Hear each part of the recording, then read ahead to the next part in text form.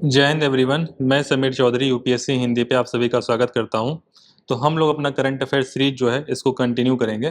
तो ऑलरेडी जैसे current affair series में हम लोगों ने सितंबर अक्टूबर नवंबर 2022 मंथ का करंट अफेयर कंप्लीट कर चुका है। तो जिन्होंने बेसिकली भी शुरुआत किया है 2 महीने बचे हैं जिन्होंने कवर नहीं किया अभी तक, आप उसको डबल स्पीड पे जो है कवर कर सकते हैं।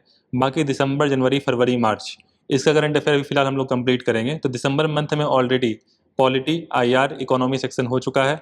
आज सिक्योरिटी वाला टॉपिक कर रहे हैं और हम लोग जो है बेसिकली करंट अफेयर कवर कर रहे हैं प्रीलिम्स के पॉइंट ऑफ व्यू से, और ऐसे पॉइंट्स जो कि आपके प्रीलिम्स के पॉइंट ऑफ व्यू से इंपॉर्टेंट हैं उस पर जो है मैं इम्फेसाइज करता हूँ, इंसिस्ट करता हूँ, ठीक है। और कुछ एक्स्ट्रा पॉइंट्स जो भी मैगजीन से हट के आवश्यकता पड़ती है बताने की, वो भी मैं आपको बताता हूँ।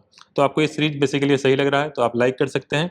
बाकी ऐसे बच्चे जिनको इसी सीरीज की आवश्यकता है उनको आप शेयर भी कर सकते हैं, ठीक है। तो एंटी मैरीटाइम पायरेसी बिल, तो सिक्योरिटी वाले टॉपिक में जो है सबसे पहले ये आपका पॉइंट टॉपिक है कि एंटी मैरीटाइम पायरेसी बिल। तो बेसिकली मैरीटाइम पायरेसी की बात चल रही है। तो पायरेसी एक कॉमन वर्ड है जिसका कि कई क्षेत्र में यूज होता है। नॉर्मली जैसे कि आप फिल्मों में देखें तो फिल्मों की पायरेसी की बात चलती है।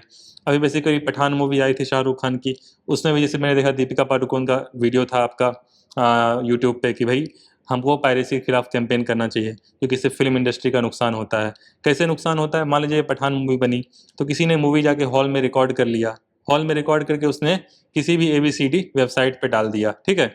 ऐसे आपको बेसिकली कई मिल जाते हैं। और फिर क्या होते हैं कि भाई किसी भी प्रोड्यूसर ने मान लीजिए कि कोई मूवी बनाई, 200-400 करोड़ रुपया खर्चा किया और उसके बाद भाई दर्शक अगर हॉल जाके देखे नहीं, ठीक है, तो क्या होता है? फिर उनका नुकसान हो जाता है। जितना उनका बजट होता है, जितना वो एक्सपेक्ट करते हैं प्रॉफिट होगा, वो उनको मिल नहीं पाता है। तो उनको बेसिकली क्या होती है, एक तरीके से नुकसान हो जाता है। तो ऐसा देखा गया करोड़ों लाखों करोड़ का नुकसान इस प्रकार से अलग अलग सेक्टर्स में होता है। कहीं भी भाई नकली चीज़, मान लीजिए कि मार्केट में नाइक की प्रोडक्ट है, ठीक है, एडिडास का प्रोडक्ट है, या किसी भी ABCD कोई भी कंपनी का प्रोडक्ट है, उसी से सिमिलर सिमिलर प्रोडक्ट अगर बना के मार्केट में भेजा जाए, बिल्कुल नाइकी वाला लोगो लगा दिया जाए, ठीक है, और थोड़ा सा रिलेटिवली कम प्राइस में बेचा जाए, उससे किसका नुकसान होगा? उससे जो वो ब्रांड है, नाइकी ब्रांड है, एडिडास का ब्रांड है, ठीक है, उसका क्या होगा? नुकसान होगा। और ऐसा मार्केट में होता है और ठीक ठाक मार्केट है ये पायरेसी वाला, चाहे आप कोई भी प्रकार का सामान हो। तो यहाँ पे मैरीटाइम पायरेसी की बात चल रही है कि भाई समुद्रियों में क्या होता है, ठीक है। तो खैर समुद्र में क्या होता है बेसिकली, जैसे कॉमर्शियल शिपिंग जो होती है, कॉमर्शियल शिपिंग, सामान की आवाजाही अच्छी खासी संख्या में होती है। और अराउंड इंडिया का जो मेजर पोर्शन ऑफ ट्रेड होता है, major portion of trade India का जो होता है वो एक बेसिकली ओशियंस के थ्रू ही होता है, ठीक है, मेजर पोर्शन। तो अपने को क्या करना चाहिए? कुछ स्ट्रेटजिक पॉइंट्स हैं, जैसे एक मलक्का स्ट्रेट है। मलक्का स्ट्रेट आपका अंडमान निकोबार के साउथ में मलेशिया के पास है, मलक्का स्ट्रेट, ठीक। ये एक स्ट्रेटजिक पॉइंट है। दूसरा एक सबसे स्ट्रेटजिक पॉइंट है गल्फ ऑफ एडन। अब गल्फ ऑफ एडन के बारे में भी आप लोग पढ़े ही होंगे, ये कहाँ पे है? ये बेसिकली आपका जो अरबियन पेनिनसुला है, आप यमन कंट्री का नाम जानते होंगे, आप ओमान कंट्री का नाम जानते होंगे, आप सोमालिया का नाम जानते होंगे, ठीक है। तो सोमालिया कंट्री का पोजीशन आप बता सकते हैं, बिल्कुल ईस्ट अफ्रीका में है, अफ्रीका के बिल्कुल पूर्वी हिस्से में, अफ्रीका कॉन्टिनेंट की बात कर रहा हूँ, महाद्वीप की बात कर रहा हूँ। तो अफ्रीका महाद्वीप के जो ईस्ट वाला हिस्सा है, सोमालिया, इथोपिया, एरिट्रिया, जिबूटी, ठीक है।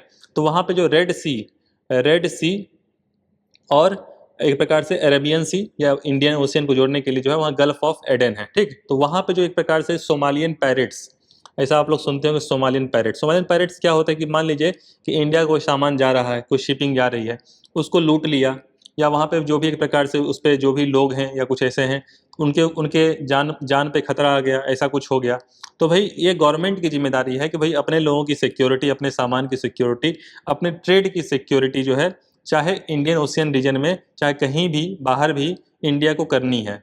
या एक दुनिया में एक ऐसी ट्रीटी हो कि भाई कुछ ऐसा कन्वेंशन हो कि भाई कहीं भी समुद्र में इस प्रकार से ट्रेड के पॉइंट ऑफ व्यू से कोई सामान जा रहा है तो उस पर ऐसे ना हो कि भाई किसी देश के लोग या कुछ ऐसे लुटेरे या कुछ ऐसे लोग जो हैं पायरेट्स, वो बेसिकली उस पर धावा करके वो सामान लूट लें या कुछ नुकसान पहुंचाएं।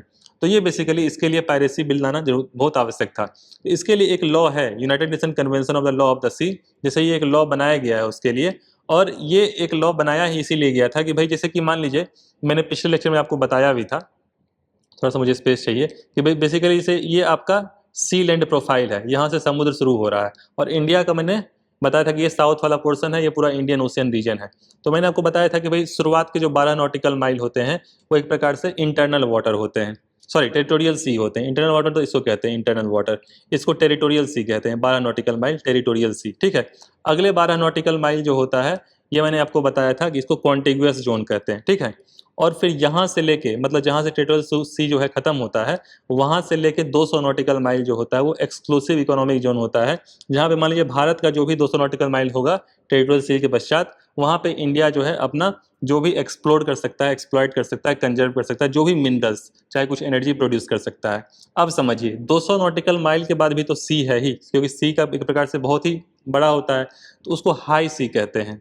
अब हाई सी के जुरिडिक्शन में बेसिकली जो है एक प्रकार से इंटरनेशनल लॉ चलता है कि भाई यहाँ पे अगर कुछ होगा तो United Nation convention law of the sea, इसके हिसाब से चीज़ें होंगी। और ये अडॉप्ट किया गया था इंडिया के द्वारा 1982 में, ठीक है। तो इसके बारे में दिया हुआ है कि ओपन फॉर द सिग्नेचर 1982 और रेटिफाई किया गया 1995 में। तो इतना आपको आइडिया होना चाहिए कि UNCLOS जो है ये क्लॉज किस लिए है। ये प्रकार से पायरेसी को रोकने के लिए भी है, और इंडिया के पास बेसिकली ऐसा कोई एक मजबूत लॉ नहीं था जिससे इस तरह की डीलिंग हो सके। मान लीजिए किसी ने पायरेसी कमिट किया है, उसको किस प्रकार से सजा दिलाएं या उसके खिलाफ किस प्रकार से क्या कहते हैं एक्शन लें, ठीक है। तो इसके लिए गवर्नमेंट ने जो है ये बिल लाया और इसको एक प्रकार से पास किया गया है। तो पायरेसी का मतलब तो मैंने आपको समझा दिया, पायरेसी का मतलब क्या होता है, ठीक है, कि भाई किसी प्रकार के जान माल की हानि अगर हुई तो बेसिकली पायरेसी एक प्रकार से की गई है। अब समझिए एप्लीकेबल रीजन्स, ये मारे टाइम पायरेसी की हम लोग बात कर रहे हैं, समुद्रों में जो पायरेसी होती है, पायरेसी एक ब्रॉड टर्म है। अब एप्लीकेबल रीजन्स, जैसे कि आपने एक मूवी बनी थी, काफ़ी फेमस मूवी है पायरेट्स ऑफ कैरेबियन, ठीक है, तो उसमें जो जैक स्पैरो है, कैप्टन जैक स्पैरो, उसका जो रोल था काफ़ी फेमस था। तो एप्लीकेबल रीजन्स, तो ये सबसे पहले था हाई सी, मैंने आपको बता दिया कि 200 नॉटिकल माइल के बाद जो है हाई सी रीजन है, उसके लिए ये एप्लीकेबल है। पायरेसी ऑन एक्स्ट्राडिटेबल ऑफेंस, तो ये इंडिया के लॉ की बात चल रही है कि भाई एक्स्ट्राडिटेबल ऑफेंस की एक्स्ट्राडिशन ट्रीटी जो है इस प्रकार से साइन की जाएगी, ठीक है। तो इंडिया जिसके साथ एक्स्ट्राडिशन ट्रीटी साइन करता है, एक्स्ट्राडिशन ट्रीटी इसकी बात मतलब कई जगह पे चर्चा होती है। जैसे कि आप जैसे कोई देश का पैसा बेसिकली किसी ने एक प्रकार से बैंकों से कर्ज लिया और एक प्रकार से बाहर वाली कंट्री में जाके रहने लगा, कई का नाम मैं ले सकता हूँ, ठीक है। तो ऐसे लोग जिनके ऊपर होता है कि भाई इंडिया में लाया जाना चाहिए, इनके ऊपर एक्शन लिया जाना चाहिए, कोर्ट में केस जाने चाहिए, फिर इनको जेल होना चाहिए, या इंडिया के खिलाफ किसी ने भी क्राइम कमिट किया, ऐसे कई लोग हैं जिसे कि दाऊद इब्राहिम का ही नाम आता है कि भाई इंडिया के खिलाफ क्राइम कमिट किया, ऐसे काफ़ी लोग हैं जो बाहर के देश में छुपे हुए हैं।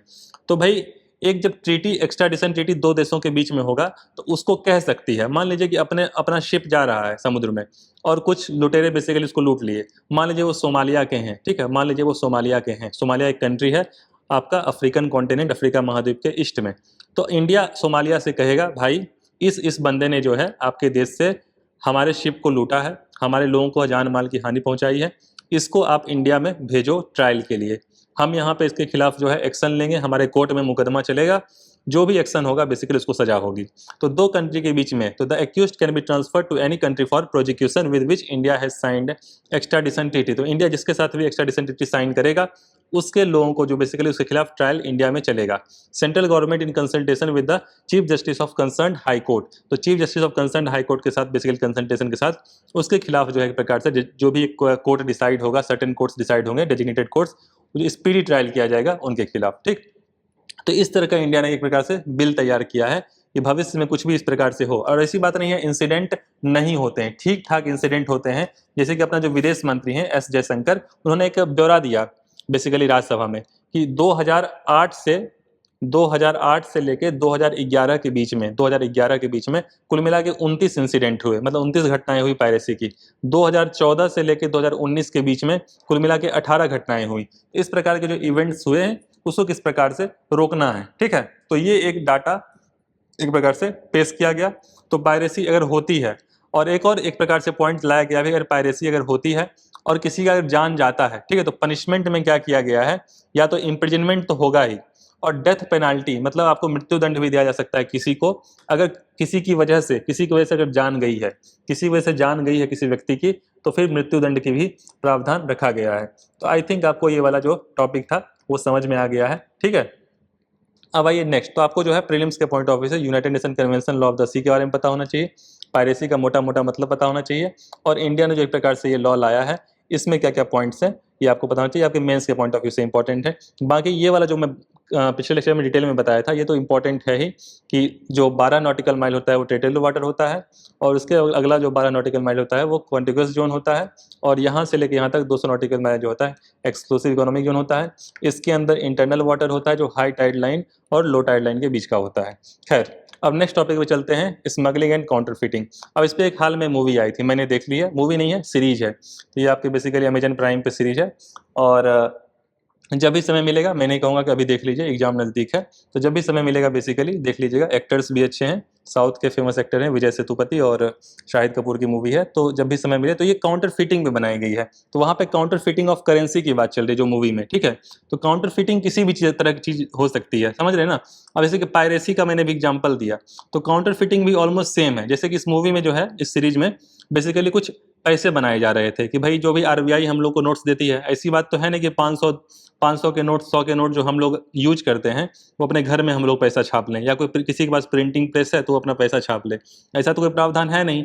आरबीआई इशू करती है, जो कॉइन्स होती हैं, जो सिक्के होते हैं, वो सेंट्रल गवर्नमेंट इशू करते हैं, और जो जितने भी नोट्स होते हैं वो बेसिकली आरबीआई इशू करती है। जितना तो आपको आइडिया है, उसको लीगल टेंडर कहते हैं। Legal tender basically RBI decide करती है कि भाई लीगल टेंडर क्या होगा, किसके बेसिस पे। हम और आप डिसाइड नहीं कर सकते कि भाई हम कल से 100 रुपये का नोट नहीं लेंगे, या कोई दुकानदार बोलेगा हम 100 रुपये का नोट नहीं लेंगे, उसको लेना पड़ेगा। आरबीआई ने जो है इसमें देता है ना कि भाई एक लाइन नीचे होता है कि मैं धारक को 10 रुपये देता हूँ, मैं धारक को 100 रुपये देता हूँ, ठीक है।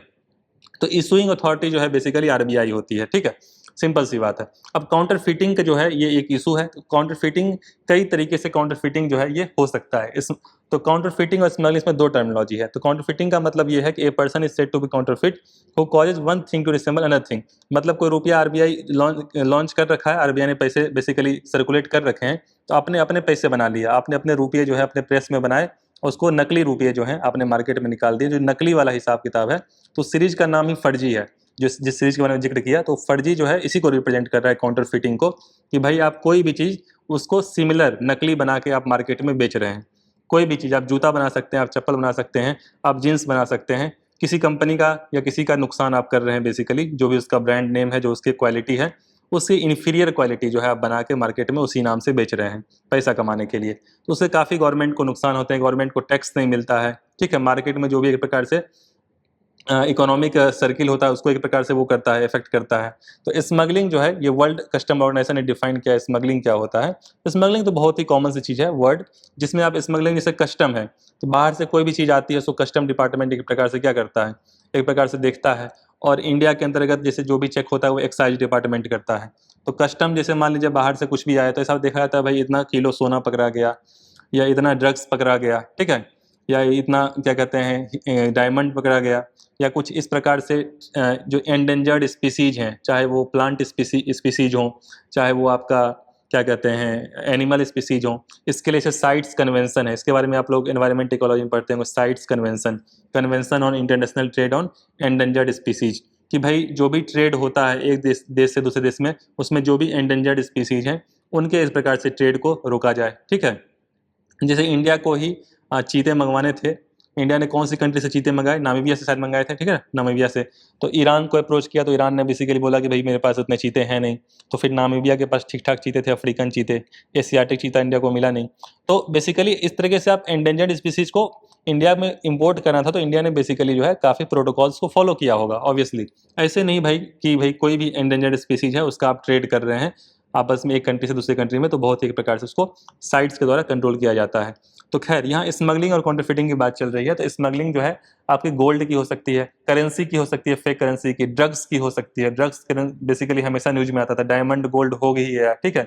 और जैसा कि मैंने बोला कि एंडेंजर्ड एनिमल्स और प्लांट स्पीसीज की होती है। काउंटरफिटिंग का मैंने मतलब बता दिया कि भाई कोई भी नकली चीज़ है जो है वो असली सामान जिसकी एक ब्रांड वैल्यू है, जो मार्केट में किसी क्या कहते हैं ऑथराइज्ड पर्सन के द्वारा बनाई गई है, ऑथराइज्ड उसने बेसिकली जो है कंपनी बना रखी है, और उसके बेसिस पे जो है आप उसका नकली प्रोडक्ट्स आप मार्केट में निकाल रहे हैं, उसको बेसिकली क्या करेंगे, काउंटर फिटिंग करेंगे। फिर चाहे वो करेंसी हो, जूता हो, चप्पल हो, जीन्स हो, बैग हो, चाहे जो कुछ भी हो। तो इसके लिए जो है कंट्रोल करने के लिए आपका वाइल्ड लाइफ प्रोटेक्शन एक्ट है, ड्रग और कॉस्मेटिक एक्ट है, एनडीपीएस एक्ट है, नारकोटिक्स वाला, ठीक है, narcotics drug and psychotropic act, इसके अलावा आर्म्स एक्ट है, कुछ बेसिकली आर्म्स की स्मगलिंग भी ये बहुत बड़ा इशू है, आर्म्स की स्मगलिंग। इसके अलावा फॉरेन ट्रेड एक्ट है, ठीक है, फेमा एक्ट है, फेमा एक्ट के बारे में मैंने फॉरेन एक्सचेंज मैनेजमेंट एक्ट, ठीक है, पहले फेरा था, फॉरेन एक्सचेंज रेगुलेशन एक्ट, बाद में फेमा आ गया। तो खैर ये सारे पॉइंट्स आपको आइडिया थोड़ा बहुत मोटा मोटी होना चाहिए। तो यहाँ पर मैंने मेरा जो पर्पज़ था वो आपको स्मगलिंग और काउंटरफिटिंग के बारे में थोड़ा सा बताना था। बाकी जब आपको टाइम मिले एग्जाम के बाद, 2 महीने बचे हैं, उसके बाद सीरीज देख लीजिएगा फर्जी, ठीक है। Next, lone wolf terrorism. अब ये लोन वुल्फ टेररिज्म जो है ये क्या होता है, बहुत ही कॉमन वर्ड है। बेसिकली देखिए टेररिज्म 2 प्रकार से होता है। टेररिज्म एक तो ये हुआ कि भाई कोई भी टेररिस्ट ग्रुप है, कोई भी टेररिस्ट ग्रुप है, जैसे कि ढेर सारे हैं, लश्कर ए तैयबा, ढेर सारे इंडियन मुजाहिदीन, ठीक है, जिनके नाम एक प्रकार से आते रहते हैं न्यूज में। अब बेसिकली क्या है कि ये सभी क्या करते हैं, टेररिस्ट को वहाँ से ट्रेन करते हैं। एक तो तरीका ये है कि भाई जो भी कंट्री है, अपना पड़ोसी देश है या कहीं और भी, तो वहाँ पे बेसिकली ट्रेन किया जाता है, उसको भेजा जाता है कि भाई जाइए वहाँ पे आप कोई टेररिस्ट अटैक करिए। जैसा कि एक मुंबई वाला अटैक हुआ था, जिसमें बेसिकली जो है पाकिस्तान में कुछ टेररिस्ट को ट्रेन किया गया था, उनको जो है समुद्र के रास्ते बेसिकली इंडिया में भेजा गया था, और बेसिकली हाईली जो हैं वो वेपन्ड थे, उनके पास शस्त्र काफ़ी संख्या में थे, AK-47 थे। उन्होंने क्या किया कि जो भी भीड़ भाड़ वाले एरिया थे, चाहे हॉस्पिटल्स हो, रेलवे स्टेशन हो और होटल्स हों, जो बड़े बड़े होटल्स जैसे कि ताज होटल था, ठीक है, तो वहाँ पे वो गए, और ट्राइडेंट होटल था, तो वहाँ पे गए, और जहाँ पे उनको सैकड़ों की संख्या में लोग दिखे तो उन्होंने क्या किया, बेसिकली फायर किया, ठीक है, मास फायर किया, और सैकड़ों की संख्या में लोगों की मृत्यु भी हुई, ठीक। तो ये एक तो ये तरीका है कि ये इस तरीके से करते हैं। दूसरा तरीका ये है जो कि और खतरनाक है। समझिए, आज के समय में जरूरी नहीं है कि किसी को मारने के लिए या एक हिंसा फैलाने के लिए कुछ वेपन की ही आवश्यकता हो, कुछ AK-47 की आवश्यकता हो, आवश्यकता नहीं है। आज के समय में एक गलत मैसेज के थ्रू, व्हाट्सएप के थ्रू एक आप गलत मैसेज सर्कुलेट कर दिए, चाहे रिलीजन के नाम पे, चाहे कास्ट के नाम पे, चाहे पॉलिटिक्स के नाम पे, समझ रहे हैं ना, तो किसी भी चीज़ पे बेसिकली आपने सोसाइटी को हैम्पर कर दिया, जो कि बहुत आसान है करना, बहुत ही आसान है, और इतनी तेज़ी से चीज़ें सर्कुलेट होती हैं, और WhatsApp basically end to end encrypted है। उसको बेसिकली जो है इस तरह के प्लेटफॉर्म प्राइवेसी के लिए, अपनी प्राइवेसी के लिए जो है वो एंड टू एंड एनक्रिप्शन रखते हैं कि भाई किसी और को मैसेज नहीं पता चले, उससे ढेर सारी संख्या में मैसेज सर्कुलेट हो जाते हैं। तो एक प्रकार से जो है पूरे सोसाइटी में इंटरनल कॉन्फ्लिक्ट होने की खतरे रहते हैं। एक तो ये चांसेज है। दूसरा तरीका ये है कि किसी को ऑनलाइन मैसेज के थ्रू, वीडियो के थ्रू किसी को इतना ज़्यादा आप उग्र कर दीजिए, चाहे आप किसी भी चीज़ पे करिए, और मोटा मोटी ये रिलीजियस एक प्रकार से काइंड ऑफ थॉट होता है कि भाई एक रिलीजन खतरे में है, तो दूसरे को बेसिकली जो है कुछ ना कुछ एक्शन लेंगे तो रिलीजन तबाह हो जाएगा, पता नहीं क्या हो जाएगा, ठीक है। तो बेसिकली उसमें इतना ज़्यादा उनको एक प्रकार से मेंटल वो कर दिया जाता है कि फिर वो कुछ ना कुछ एक्शन करते हैं, जो कि सोसाइटी के लिए बहुत ज़्यादा खतरा हो जाता है, देश के लिए खतरा हो जाता है। उसको लोन वुल्फ टेररिज्म कहते हैं, मतलब अकेला भेड़िया है, उसने प्लानिंग कर रहा है अकेले रूम में बैठ के, वो बहुत ज़्यादा हाईली मोटिवेटेड है अपने काम को लेके कि भाई ये काम करना है मुझे, 150 लोगों को इस प्रकार से ये करना है, मारना है, और इस तरह के लोग जो होते हैं बहुत खतरनाक हो जाते हैं फिर, ठीक है। और ऐसे ऐसे हजारों लोन वुल्फ अलग अलग जगह पे अकेले होंगे, लेकिन उनको एक साथ आप ऑनलाइन, कोई भी एक बंदा जिसका दिमाग में कचरा भरा हुआ है, वो एक साथ जो है बेसिकली 100 लोगों को एक साथ ऑनलाइन इस प्रकार से मोटिवेट कर सकता है कुछ टेररिज्म एक्टिविटी के लिए, आतंकवादी घटना के लिए। समझ सकते हैं ये कितना बड़ा खतरा है। खैर, लोन वुल्फ टेररिज्म के बारे में आपको पता चल गया।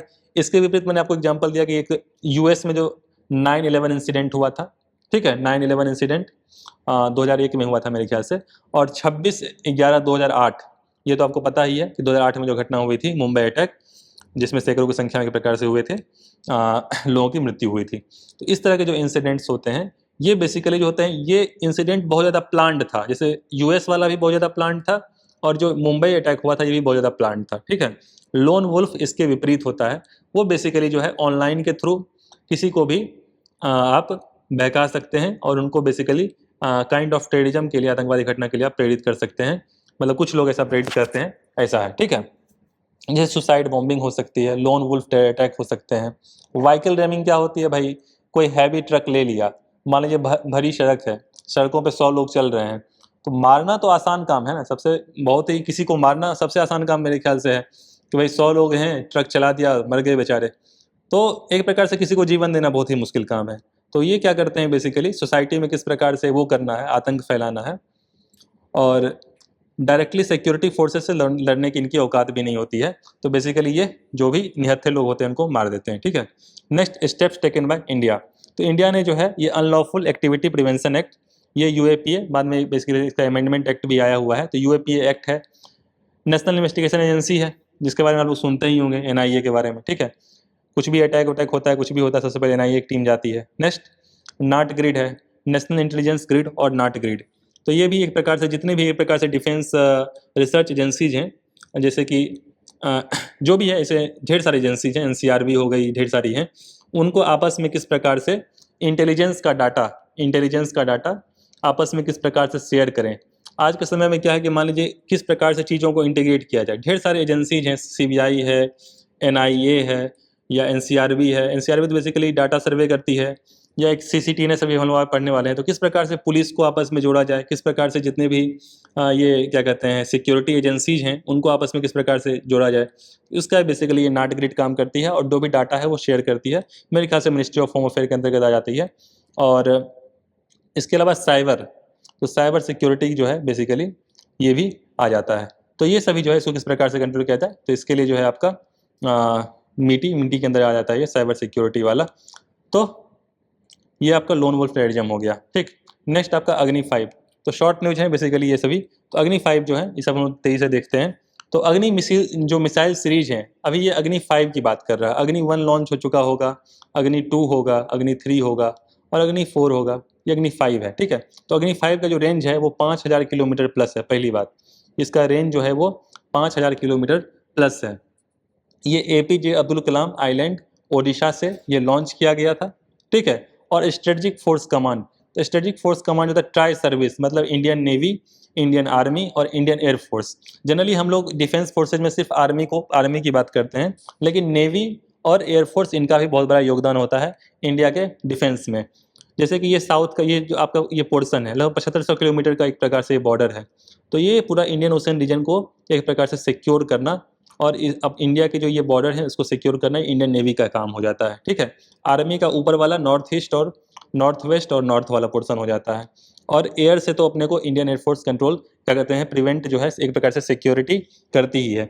तो स्ट्रेटजिक फोर्स कमांड जो है ट्राई सर्विस फॉर्मेशन है, और ये न्यूक्लियर कमांड अथॉरिटी के अंतर्गत एक प्रकार से आ जाता है।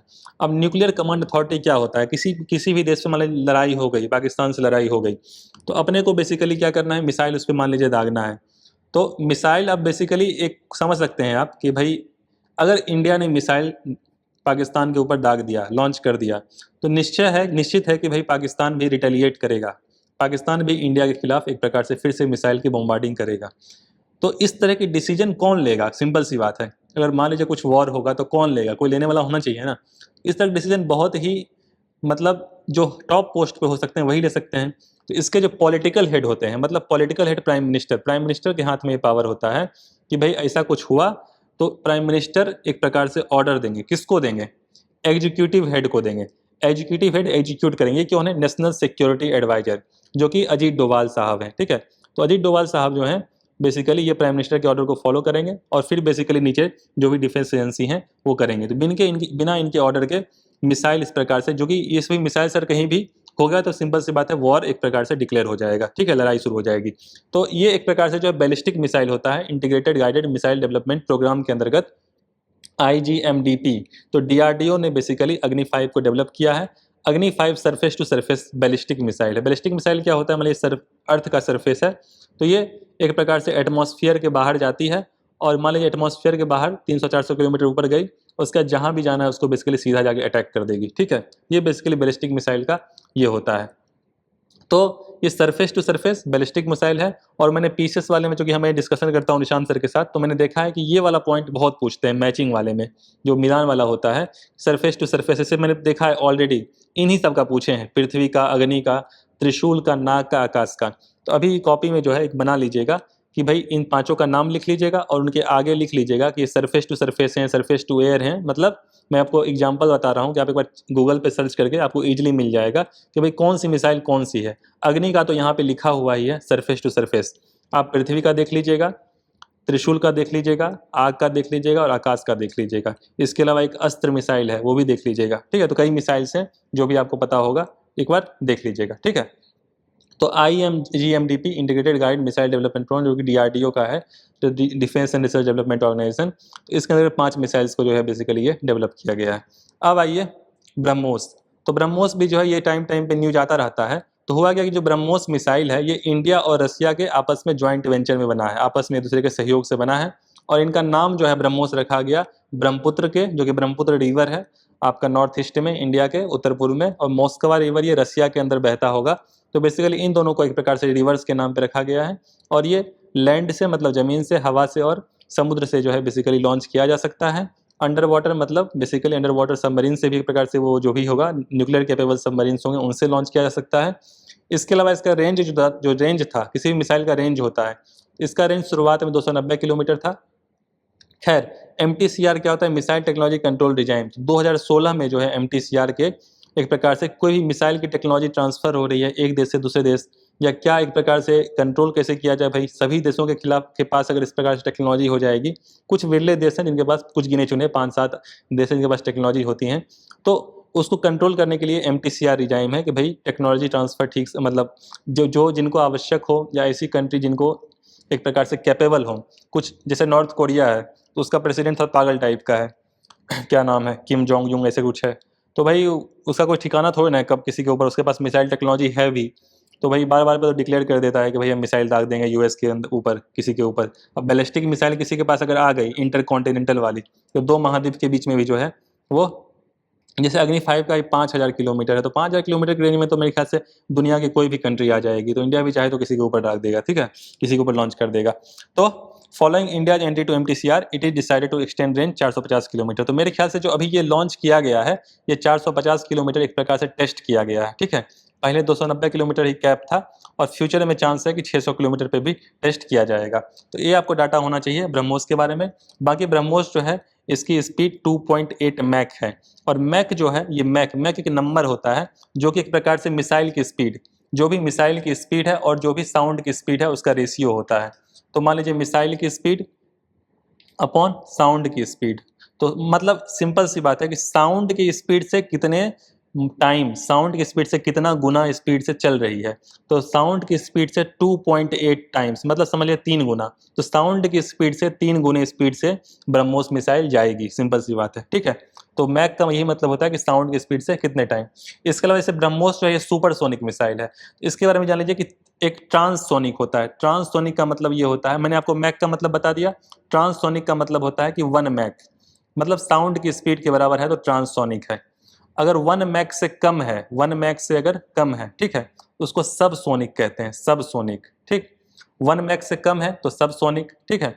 1 से 5 के बीच में है, 1 से 5 मैक के बीच में है तो उसको सुपर सोनिक कहते हैं। ये आपको थोड़ा पता होना चाहिए, कभी पूछ सकते हैं।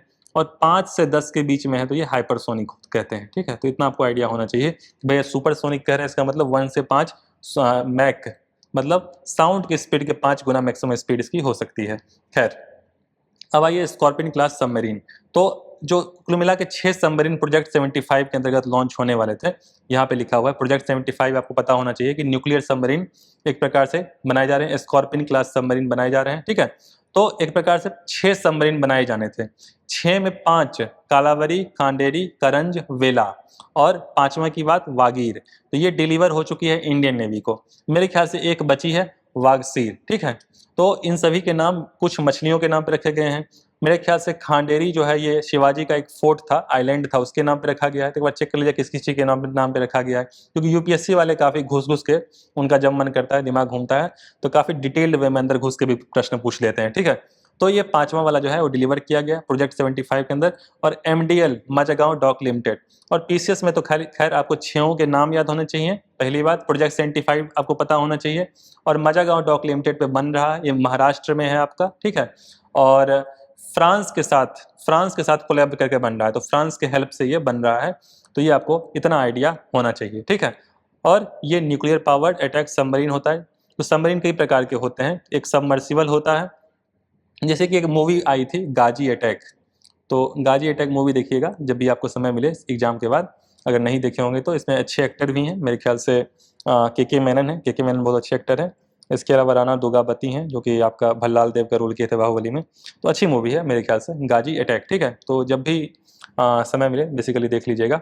तो इसमें सबमरीन दिखाया गया, जैसे पानी के अंदर जो है, पानी के अंदर ये मान लीजिए सबमरीन है, तो पानी के अंदर एक प्रकार से हिंदी में पनडुब्बी कहते हैं, ठीक है। तो किस प्रकार से सिक्योरिटी करना है इंडियन ओशियन रीजन का, ठीक।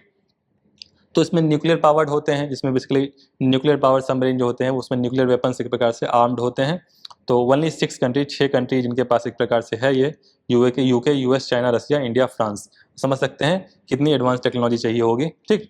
नेक्स्ट डीजल इलेक्ट्रिक सबमरीन भी होते हैं जो डीजल इंजन से चलते हैं, और इसमें जो है आपका शिशु कुमार क्लास आ जाता है, ठीक है, कालावरी क्लास सबमरीन आ जाता है। तो इतना डिटेल में आपको नहीं जाना है, खासकर बीसीएस के पॉइंट ऑफ व्यू से, यूपीएससी के पॉइंट ऑफ व्यू से आप डिटेल में जा सकते हैं। Next INS Mormugao. तो आईएनएस इंडियन नेवल शिप है, मतलब एक प्रकार से जहाज है मारामुगाओ, जो कि इंडियन नेवी को दिया गया है, ठीक। और ये कोई भी जहाज क्लास होता है, जैसे P-15 क्लास, बी स्टील्थ। तो ये हर जगह स्टील्थ माइग्रेट आप लोग पढ़ते होंगे, कॉमन वर्ड यूज होता है कि भाई स्टील्थ माइग्रेट, ठीक है। तो इसका ये मतलब होता है स्टील्थ माइग्रेट, टेक्नोलॉजी होती है, टेक्नोलॉजी स्टील्थ टेक्नोलॉजी यूज की जाती है, स्टील्थ टेक्नोलॉजी, ताकि डिटेक्ट ना कर सके, ठीक है। तो इस ये बेसिकली यूज की जाती है कि भाई मुश्किल हो, मतलब हार्डर टू डिटेक्ट, डिटेक्ट करने में बचे, कोई भी जहाज जिसे डिटेक्ट करने में मुश्किल हो, सबमरीन है उसको डिटेक्ट करना मुश्किल हो, किसके द्वारा, चाहे सोनार वेव हो, रडार के द्वारा, इंफ्रारेड के द्वारा, ठीक है। तो इसके द्वारा थोड़ा सा इनको ट्रैक करना मुश्किल हो, इसके लिए किया जाता है, ठीक है। तो ये फाइट कर सकते हैं INS Mormugao nuclear, biological, chemical warfare condition के द्वारा। Next Marcos. तो मार्कोस जो है ये आपका Indian navy to allow women to opt for special forces. अब स्पेशल फोर्सेज पहले बहुत लोग नहीं जानते थे, जब उरी वाली मूवी आई थी उसके बाद 1-2 और मूवी बनी, उसके बाद एक तो लोग जानना शुरू किए, दूसरी बात जैसे यूट्यूब पे जो है काफ़ी स्पेशल फोर्स वेटरन जो भी स्पेशल फोर्स में सर्विस दे चुके हैं वो आए हैं। तो जो होता है जैसे इंडियन नेवी है, इंडियन आर्मी है, और आपका इंडियन एयरफोर्स है, तो इनके पास अपनी स्पेशल फोर्स यूनिट है। इंडियन नेवी वाले को तो इंडियन पैरा एसएफ कहते हैं, ठीक है। जो नेवी वाली होती है उसको मार्कोस कहते हैं, मरीन कमांडोज, ठीक है। और जो एक प्रकार से आपका जो एयर वाले होते हैं, नेवी एयरफोर्स वाले, उनके पास गरुड़ फोर्सेज होती हैं, ठीक है। तो अब तो आप लोग शॉर्ट्स देखते होंगे, मैं तो भर भर के देखता हूँ, बहुत मोटिवेशन मिलता है, ठीक है। तो ये गरुड़ फोर्सेज होते हैं, तो इसमें से काफ़ी तगड़े तगड़े बंदे जो बेसिकली सर्व कर चुके हैं उनका इंटरव्यू है।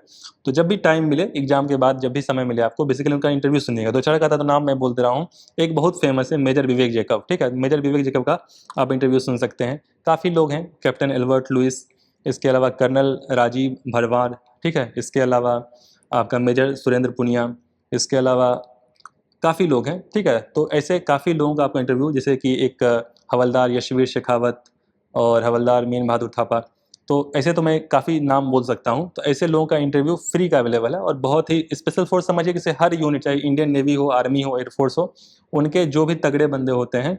और स्पेशल फोर्स का ऐसे काम ही ये होता है कि मतलब 6 बंदों की जनरली जो होती है, 6 ऑफिसर्स और जवान्स की इनकी टीम होती है जनरली, ठीक है। और ये बडीज होते हैं, और कोई भी मुश्किल ऑपरेशन करना हो, किसी भी टेरेन में करना हो, चाहे समुद्र में करना हो, चाहे बेसिकली पहाड़ों में करना हो, ठंडी जगह पे करना हो, जंगलों में करना हो, ये अकेले 6 बंदे जो होते हैं ये कितने बड़े काम को भी अंजाम दे सकते हैं, जो कि हम लोग सोच भी नहीं सकते हैं, ठीक है। तो असली सुपर ह्यूमंस कह लीजिए, सुपरमैन्स कह लीजिए, ये हैं, ठीक। तो मार्कोस के बारे में भी ये आप लोग सबसे पहले मार्कोस के बारे में नाम सुने होंगे ज़्यादातर लोग। ये 2008 में जो अटैक हुआ था आपका, मुंबई अटैक जो हुआ था, उसमें सबसे पहले मार्कोस की टीम गई थी। एनएसजी टीम जो नेशनल सिक्योरिटी गार्ड है ये बाद में गई थी, क्योंकि इनको बेसिकली दूर से आना था। मार्कोस की टीम वहीं मुंबई में थी, मरीन कमांडोज की, उसमें गई थी। और उनमें से एक लोगों को जो है गोली भी लगी थी, जिनका नाम है प्रवीण तेवतिया, ठीक है। तो प्रवीण तेवतिया जो है बेसिकली यूट्यूब पे भी हैं, ये सर हैं मार्कोस प्रवीण तेवतिया, ठीक है, मरीन कमांडोज। तो सर जो हैं ये बेसिकली इनको गोली लग गई थी, ठीक है। तो इनका जो है बहुत ही इंस्पायरिंग स्टोरी है। और बेसिकली इनको गोली लगने के पश्चात ये व्यक्ति जो है मैराथन दौड़े हुए हैं, इनके फेफड़े में बेसिकली गोली लग गई थी, इनका फेफड़ा एक प्रकार से काट के हटा दिया गया था, उसको 1/4 फेफड़े के साथ भी इन्होंने मैराथन दौड़ा है, और आयरन मैन चैंपियनशिप इन्होंने जीता है। तो आप समझ सकते हैं कितने इंस्पायरिंग व्यक्ति हैं। तो ऐसे लोगों से बेसिकली, ऐसे लोगों को जानते नहीं हैं, छोटे मोटे यूट्यूबर्स, डांस करने वाले तो खैर बहुत लोग जानते हैं, लेकिन जो भी इंस्पायर करने वाले ऐसे व्यक्ति हैं उनको जानने वालों की संख्या बहुत ही कम है। ये बेसिकली विडम्बना है, ठीक। तो खैर ऐसे लोगों को सुनिए, आपको लाइफ में मोटिवेशन मिलेगा, पढ़ाई में मोटिवेशन मिलेगा, और काम करने में मोटिवेशन मिलेगा, अपना फिटनेस मेंटेन करने में मोटिवेशन मिलेगा, ढेर सारी चीज़ों में मोटिवेशन मिलेगा। आपके सामने कठिन परिस्थिति आएगी, एक व्यक्ति जिसको सीने में गोली लगी है, AK-47 की गोली लगी है, AK-47 की गोली बहुत ही खतरनाक होती है, और उसके बावजूद वो मैराथन दौड़ रहा है, ठीक है। तो समझ सकते हैं कि फिर हम लोग भी बहुत कुछ कर सकते हैं। Next, exercises in news. तो ये बेसिकली मार्कोस, ऑपरेशन पवन, ऑपरेशन कैक्टस। तो मार्कोस का बेसिकली क्या है, काफ़ी योगदान रहा है, जैसा कि यहाँ दिया हुआ है ऑपरेशन पवन। अब इसे ऑपरेशन पवन के बारे में बहुत कम लोग जानते हैं, जैसा कि मैं जानता हूँ। कारगिल वॉर के बारे में बहुत लोग जानते हैं, और आपको आइडिया होना चाहिए कि कारगिल वॉर में सिर्फ 527, सिर्फ नहीं कहूँगा, 527 बहुत बड़ा नंबर होता है, इतने लोगों की कैजुअलिटी हुई थी, ठीक है। अपने देश के इतने जवान और सैनिक को और ऑफिसर्स की मृत्यु हुई थी, शहीद हुए थे, ठीक है। इतने लोगों की कैजुअलिटी हुई थी कारगिल वॉर की। और ऑपरेशन पवन एक ऐसा वॉर है जो कि श्रीलंका में, आपको पता होगा, जो इंटरनल कॉन्फ्लिक्ट था सिन्हाली और तमिल्स के बीच में, जो लिट्टे के बारे में आप लोग जानते हैं, उसमें कुल मिला के लगभग डाटा है कि 1200, गवर्नमेंट का डाटा है कि 1200 सैनिकों की शहीद हुए थे, ठीक है। तो आप समझ सकते हैं कि कारगिल वॉर के बारे में आप लोग जानते हैं ज़्यादातर लोग, लेकिन इसके बारे में आप लोग नहीं जानते हैं। और बहुत पुराना नहीं है, लगभग 30 साल पुराना ही है ये ऑपरेशन। तो इसमें इतने सारे लोगों के एक प्रकार से, तो ये एक प्रकार से पॉलिटिकली जो है एक डिसीजन फेलियर रहा। इस पे भी डिबेट है कि भाई भेजा जाना चाहिए था, नहीं जाना चाहिए था। इसके अलावा ऑपरेशन कैक्टस, ये आपका मालदीव में तख्ता पलट जब हुआ था, उस समय यहाँ से जो टीम थी, उस समय भी स्पेशल फोर्सेज आज के नहीं है, पैराट्रूपर्स बहुत पहले से थे, हवाई जहाज से जाते थे, वहाँ पैरासूट से कूदते थे, ऑपरेशन करते थे। ऑपरेशन ब्लैक टॉर्नेडो तो आपका मुंबई अटैक वाला आपको पता ही है, जहाँ पे एनएसजी की टीम गई, मार्कोस की टीम गई। ऑपरेशन रक्षा के बारे में मुझे आइडिया नहीं आ रहा है ये कहाँ हुआ है। तो खैर, ये सभी ऑपरेशन में मार्कोस का योगदान रहा है। मार्कोस 1987 में बना था। अभी तक सिर्फ पुरुषों का एक प्रकार से रिक्रूटमेंट होता था, उसमें महिलाओं को इंक्लूड किया गया है। पहले एक धारणा थी, दिमागी धारणा थी, चाहे जैसा भी कह लीजिए, कि भाई चूंकि फिजिकली बहुत ज़्यादा रिगरस, कठोर ट्रेनिंग होती है, तो ऐसा माना जाता है कि भाई महिलाएं उतनी ज़्यादा कठोर नहीं है। लेकिन आज का सिनेरियो एक प्रकार से लोगों की मानसिकता में बदलाव है, जो कि बहुत अच्छी बात है।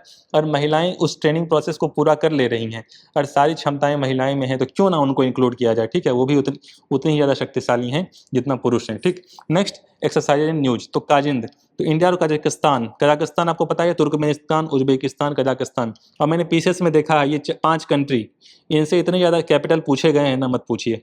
मैचिंग वाले में तुर्कमेनिस्तान, उज्बेकिस्तान, कजाकिस्तान, कजाकिस्तान, इसके अलावा ताजिकिस्तान, ताजिकिस्तान, ठीक। और एक बच गया किर्गिस्तान। ये आपको इंडिया के वेस्ट में, पाकिस्तान के बगल में, आपको वर्ल्ड के नक्शे में 5 कंट्री मिल जाएगा। और किसी का कैपिटल भले याद करें चाहे नहीं करें, आप प्रीवियस ईयर देख लीजिए, 2-4 बार तो प्रश्न पूछा जा चुका है, फिर से पूछ सकते हैं, ठीक है। उनकी आदत है रिपीट करने की। तो काजिंद जो है इंडिया कजाकिस्तान के बीच में एक्सरसाइज हुई। और एक्सरसाइज पर मैंने तो कई बार बोला है कि डिफेंस सारे याद कर लीजिए, बार बार ये लोग रिपीट करते हैं। नेक्स्ट, एक्सरसाइज परबल द्वस्तक, ये हुआ। और सूर्य किरण जो है ये इंडिया और नेपाल के बीच में हुआ। इसके अलावा अग्नि वॉरियर, ये आपका इंडिया और सिंगापुर आर्मी के बीच में हुआ। कोऑर्डिनेटेड पेट्रोल कॉर्पेट जो है ये इंडिया और कई कंट्री की नेवी के साथ, एक प्रकार से इंडियन ओशियन रीजन में हुआ, ठीक है। तो इंडोनेशियन रीजन के साथ, इंडोनेशियन नेवी के साथ हुआ है, ठीक है। तो कोऑर्डिनेटेड पेट्रोल एक कॉमन वर्ड है जो अलग अलग नेवी के साथ, इंडिया का कई नेवी के साथ होता है, मतलब अलग अलग कंट्री की नेवी के साथ होता है। और अभी जो है इंडोनेशियन नेवी के साथ हुआ है। तो स्कॉर्पेट जो है ये हो सकता है और भी कंट्री के साथ होता हो, लेकिन फिलहाल इंडोनेशियन नेवी के साथ हुआ है, मतलब वहाँ की जो भी नेवी होगी। नेक्स्ट, CCTNS, तो crime and criminal tracking network system. इसको समझिए कि पुलिस का एक प्रकार से जो डिजिटलीकरण किया गया है। पहले एक पुलिस थाने में, एक एरिया में कुछ क्राइम कमिट हुआ, भाग के दूसरे राज्य में चले जाते थे, दूसरे शहर में चले जाते थे, तो उनको ट्रैक करना बड़ा मुश्किल होता था।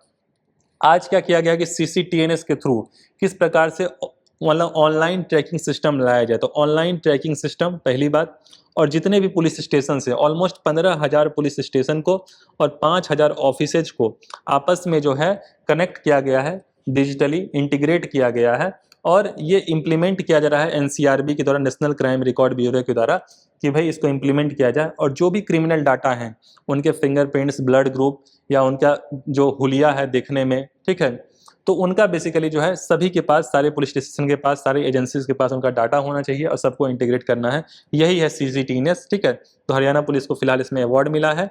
और 2009 में जो है ये cabinet committee of economic affair, ये एक प्रकार से इसकी मंजूरी मिली थी।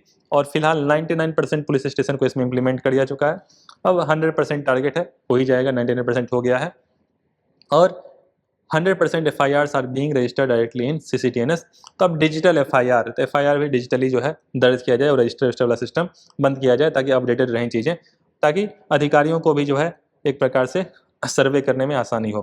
खैर, आज हम लोगों ने सिक्योरिटी वाले टॉपिक में थोड़ा डिटेल में देखा, थोड़ा समय एक्स्ट्रा लग गया, इसको मेरे को आधे घंटे में ख़त्म करना था। तो हम लोग फिर से नेक्स्ट लेक्चर में मिलते हैं, जो भी नेक्स्ट टॉपिक होगा, और 3-4 लेक्चर में जो है आपका दिसंबर वाला टॉपिक तो निपट जाएगा। ठीक है, तो सितंबर, अक्टूबर, नवंबर, दिसंबर हो गया, तो जनवरी से फिर हम लोग शुरू करेंगे, जनवरी, फरवरी, मार्च खत्म कर देंगे। ठीक, तो तब तक के लिए गुड बाय एंड जय हिंद।